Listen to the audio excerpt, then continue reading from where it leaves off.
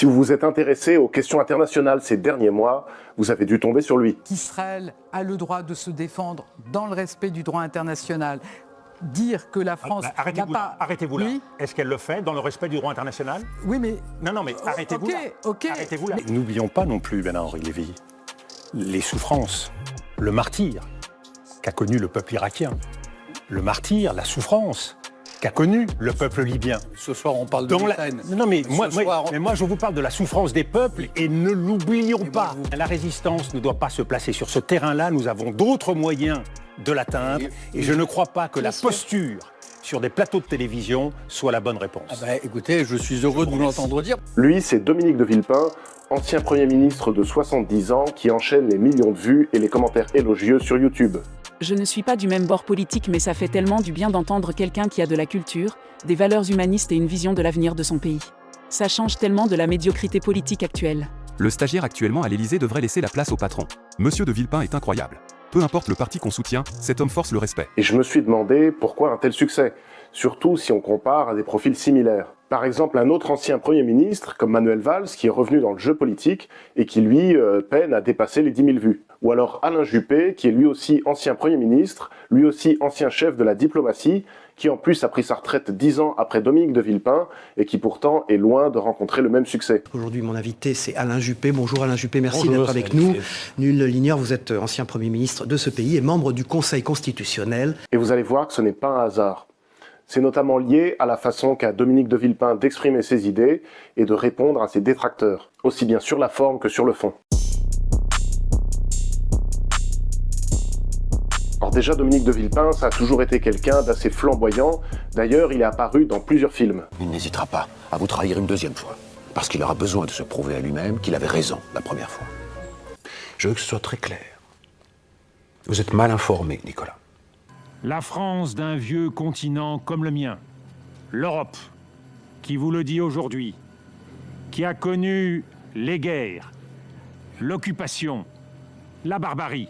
Qui a connu les guerres, l'occupation, la barbarie.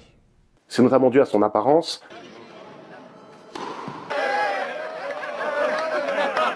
mais aussi à son ton enflammé. Et il y a une chose qui différencie Dominique de Villepin, c'est sa maîtrise de ce que j'appelle le triangle de l'éloquence. Donc le triangle, c'est à la fois le verbal, le paraverbal et le non-verbal. Alors le verbal, ce sont les mots qui sont utilisés. Et en l'occurrence, Dominique de Villepin prend bien soin de parler élégamment et correctement. D'ailleurs, regardez cet extrait. Il n'a plus été ministre. Il n'a plus été ministre, absolument. Mais je l'avais solidement encouragé quand il a voulu devenir commissaire européen précédemment et ministre des Affaires étrangères. Donc, vous voyez, il n'y a aucun élément personnel dans tout cela. Vous voyez, il ne va pas juste répondre oui, il va dire absolument. Il ne va pas dire je l'ai beaucoup encouragé, mais plutôt je l'ai solidement encouragé. Il ne va pas dire c'est pas personnel, il va dire il n'y a aucun élément de personnel. Vous voyez, il y a un plaisir à parler, à choisir le mot juste, à construire une phrase correcte et à exprimer pleinement le sens et la nuance de ce qu'il a à dire. Il a un langage compact, avec des mots précis mais qui ne sont pas pour autant complexes. Il n'utilise pas un vocabulaire élitiste, mais un vocabulaire qui reste accessible. Il sélectionne des mots qui sont connus par la plupart des gens, mais qui ne sont pas fréquemment employés dans le langage du quotidien. Quand il dit par exemple « je l'ai solidement encouragé », tout le monde sait ce que ça veut dire, tout le monde comprend, mais peu de personnes vont parler comme ça dans la vie de tous les jours. C'est une espèce d'élitisme qui reste accessible. Et ce que je conseille moi aux gens qui veulent mieux s'exprimer, c'est de surveiller et d'améliorer leur source linguistique. C'est que pour parler une belle langue, il faut lire une belle langue ou il faut écouter une belle langue. Se mettre volontairement au contact de personnes ou de textes qui ont un français soutenu et travaillé. Et la meilleure chose pour ça, de loin, c'est la poésie. La poésie, c'est une langue qui est à la fois travaillée, originale et avec un rythme particulier. Et sans surprise, c'est quelque chose qu'on retrouve chez Dominique de Villepin, qui est un amateur connu de poésie et qui a lui-même publié 2 recueils de poèmes. Deuxième coin du triangle, c'est le paraverbal, c'est-à-dire la manière de parler. Alors la première chose qui me frappe dans la manière de parler de Dominique de Villepin, c'est son articulation. C'est quelque chose de tout simple, mais il articule presque de manière exagérée, ce qui fait qu'il est très compréhensible et très facile à écouter. Regardez et faites bien attention aux soins qu'il prend à articuler. La politique,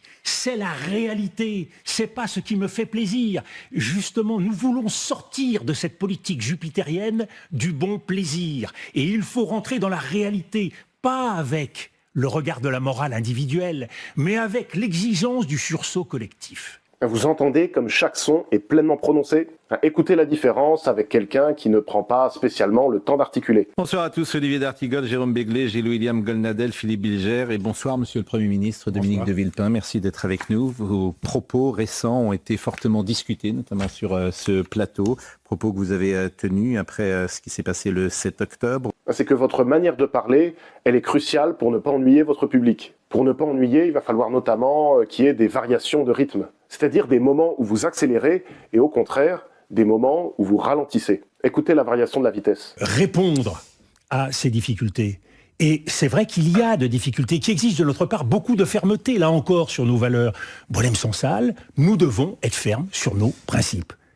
Mais nous devons aussi être capables de trouver le chemin, de trouver la voie. Et il y a, entre la France et l'Algérie... C'est qu'un rythme soutenu stimule l'attention du public, alors qu'un rythme lent et calme, ça accentue l'importance de ce que vous dites et ça témoigne de votre autorité. Et même quelque chose de plus puissant encore dans la variation du rythme, c'est de laisser des pauses. Une pause, c'est un excellent moyen de souligner une idée. La responsabilité, elle est aujourd'hui d'abord bien sûr de la classe politique, elle est évidemment du président de la République, mais elle est celle de toute la société. Dernière chose pour garder l'attention de l'auditeur, c'est aussi de varier le volume. Vous allez passer de phases du discours où on parle très haut à des phases où au contraire, on parle tout bas. Écoutez bien la différence de volume chez Villepin en l'espace de quelques secondes. Le Front républicain tel qu'il s'est joué dans les urnes, c'est contre le Rassemblement national.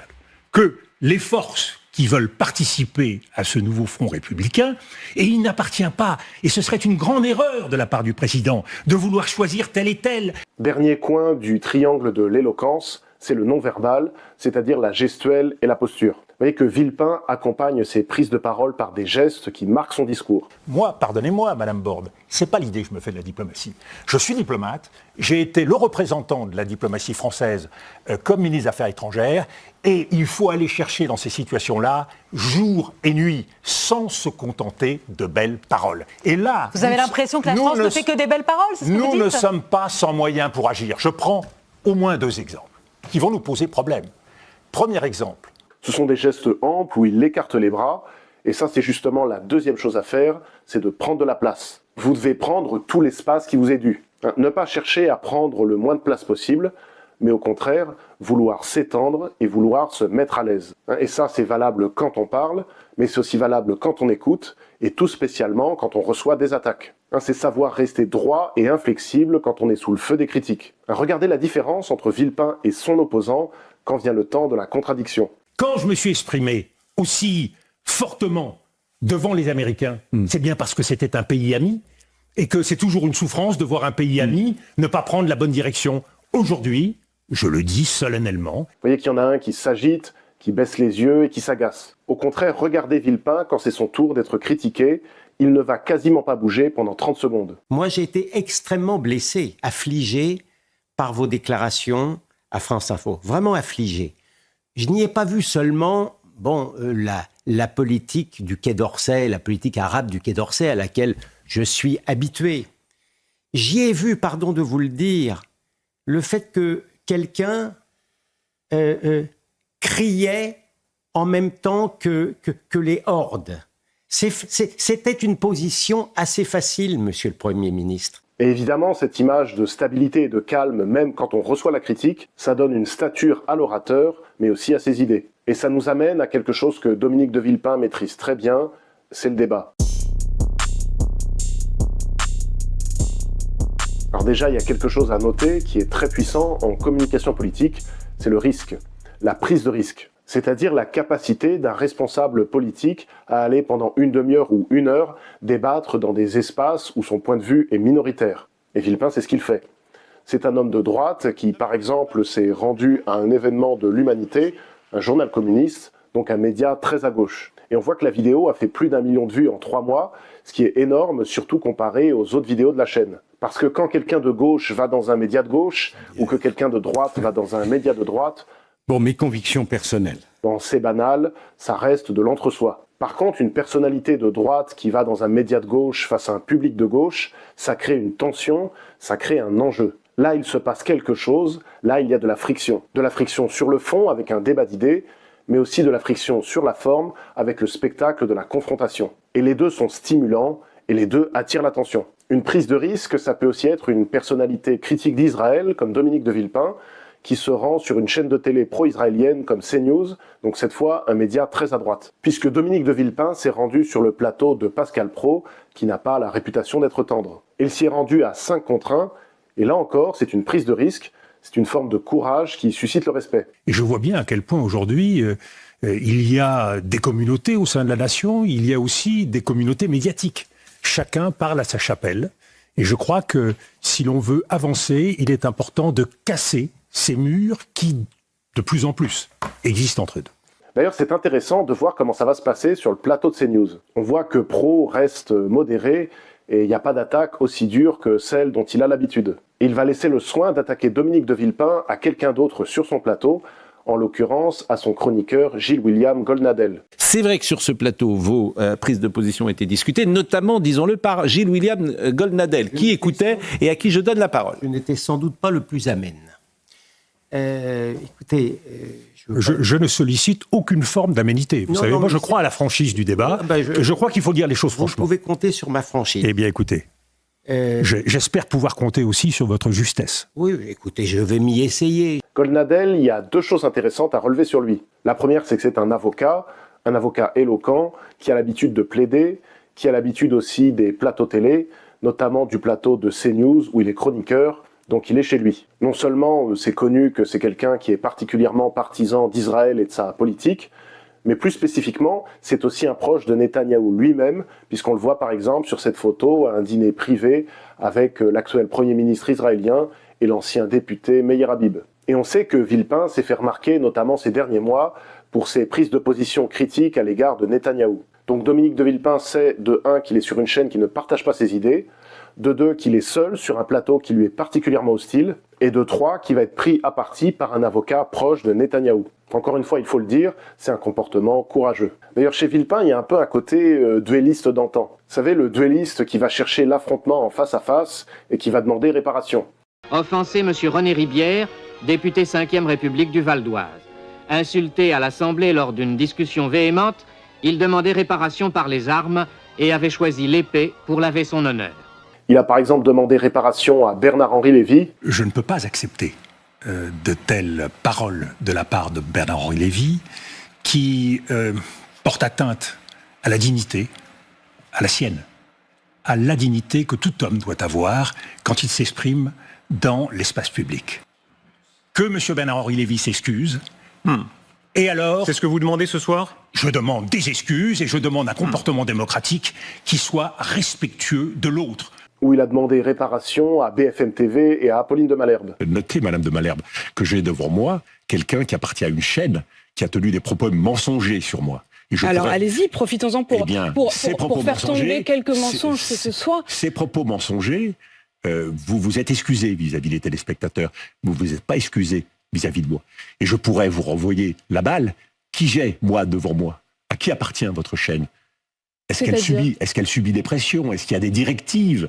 Et donc, sur CNews, là aussi, Villepin va chercher directement le contact avec Goldnadel. Ni pertinent intellectuellement, ni courageux moralement. Alors, terminez par la conclusion que vous avez tirée la semaine dernière sur ce plateau. Allez plus loin, essayez d'être courageux. Ah non, vous pensez ? Mais allez-y. Alors, je vais vous dire. Parce que dans le fond, c'est le seul véritable argument que vous avez contre ce que je dis. Il me semble que j'en ai utilisé quelques-uns là. Oui, enfin, qui me paraissent pas en rapport avec la réalité de ce qui se passe. Je n'espérais pas vous convaincre entièrement. Et en l'occurrence, le cœur de l'attaque de Goldnadel, c'est d'accuser Villepin d'être partial sur le conflit israélo-palestinien parce qu'il a des liens avec le Qatar. Vous avez des liens avec le Qatar, c'est votre droit le plus strict. Je ne sache pas que ce soit un délit.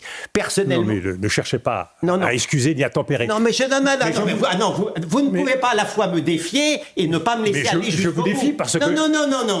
Et quand on est attaqué comme ça, le mieux, c'est de répondre en 2 temps. D'abord, de présenter des arguments sur le fond qui s'adressent à la raison. Mais c'est bien d'accompagner aussi votre défense de quelque chose qui est plus émotionnel et plus visuel. C'est ce que Dominique de Villepin va faire. D'abord, des arguments de fond. La réponse, elle est très simple. Oui. Je n'ai jamais été l'avocat du Qatar. Je n'ai jamais eu un seul contrat avec le Qatar. Monsieur le Premier ministre. Je n'ai jamais fait une conférence rémunérée au Qatar. Et puis, c'est bien d'ajouter à côté une image qui reste en tête. Parce que c'est plus facile de jouer l'homme que de jouer le ballon. Oui. Et Villepin est doué pour ça.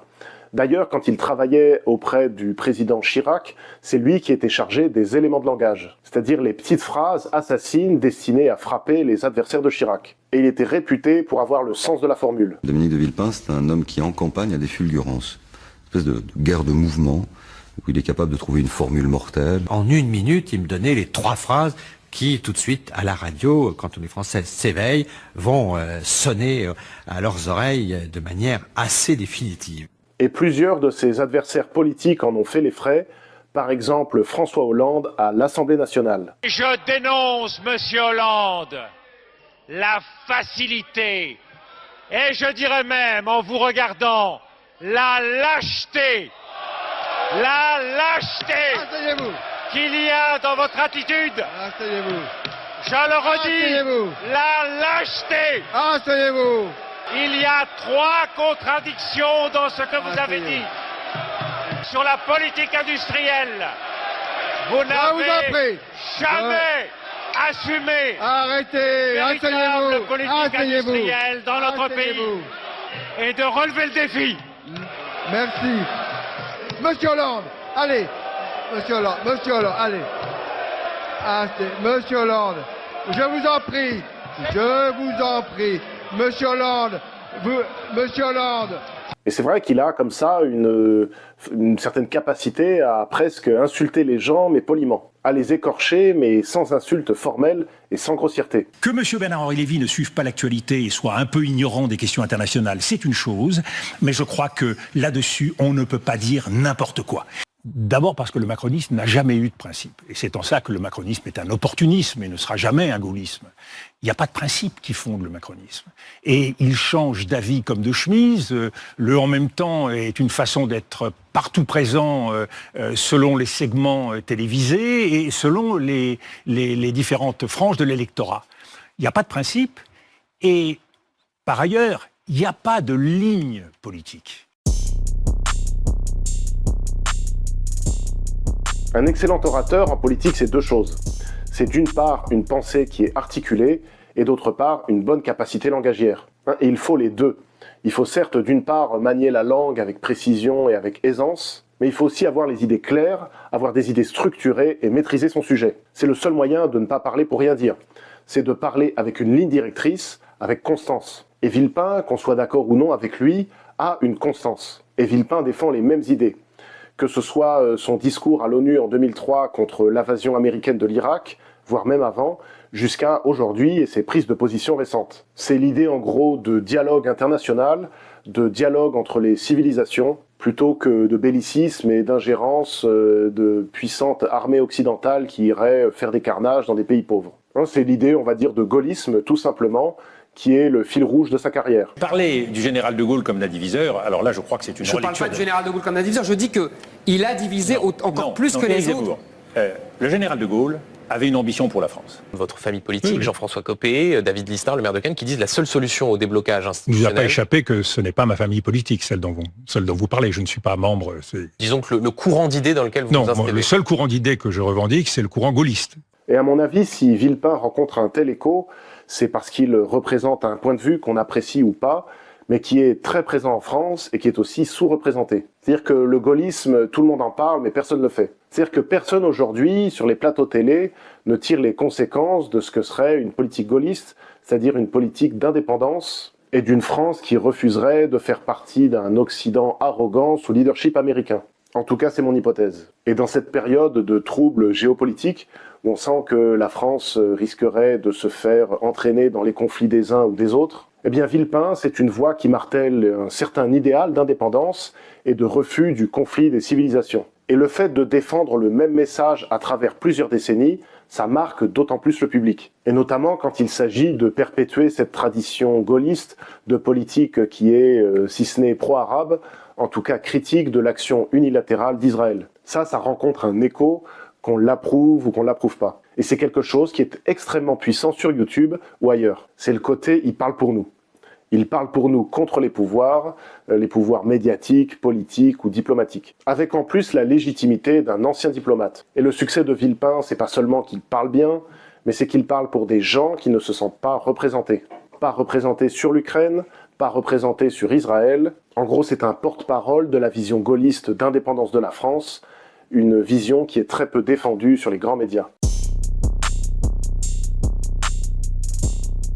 Alors, est-ce que Dominique de Villepin va revenir? Il a laissé échapper l'idée qu'il pourrait être candidat, mais ça reste difficile à imaginer. Pas seulement parce qu'il a plus de 70 ans, mais parce qu'il a très peu de soutien dans l'espace politico-médiatique. Il a cette position de hauteur qui lui est propre, de surplomb, qui est dans la diplomatie et loin du quotidien, et ça lui a joué des tours par le passé. Mais surtout, le problème de Villepin, c'est le bipartisme. C'est que pour être élu, il faut d'abord rassembler son camp avant de rassembler les Français. Et Villepin, lui, a tendance à brûler les étapes et il s'est toujours moqué des partis. C'est-à-dire qu'il est positionné à droite, mais sur une droite qui est inclusive et qui est plutôt appréciée par la gauche. Nous n'acceptons pas qu'un gouvernement instrumentalise la peur de l'autre, la peur de l'immigré, la peur de l'étranger, la peur de l'islam, dans le déni de la vocation de la France.